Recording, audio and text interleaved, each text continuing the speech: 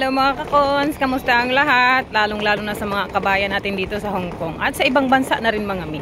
Kung bago ka pa lang dito sa aking channel, do consider subscribing please mga day, and mag-comment down below para makilala ko kayo. So, update mga mi, nagtatanong sa akin yung iba kong mga kakilala kung mahirap ba daw talaga hanapan ng employer kapag mataba dito sa Hong Kong. Ay mga mi, actually, may iba akong mga nakikilala talaga na re-reject sila dahil nga sa weight nga nila.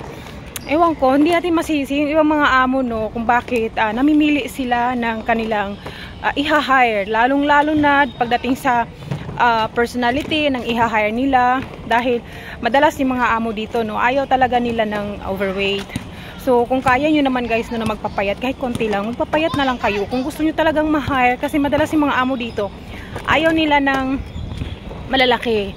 Dahil una sa lahat guys, dito sa Hong Kong no, dito sa Hong Kong, maliliit lang ang mga bahay, maliliit lang talaga, sobrang hindi kasyang halos ako ang liit-liit ko nga, halos hindi ako kasya dun sa higaan ko. Kaya isa rin yung siguro na nakikita kong rason kung bakit ayaw nila ng matataba, malalaki.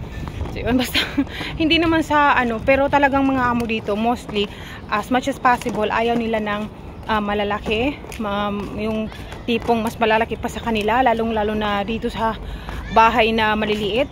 Yung mga klase ng bahay dito para pareho lang, dalawa-dalawa lang ang kwarto. Kaya mahirap talaga pagka yung mga amo mag-decide, hindi naman tayo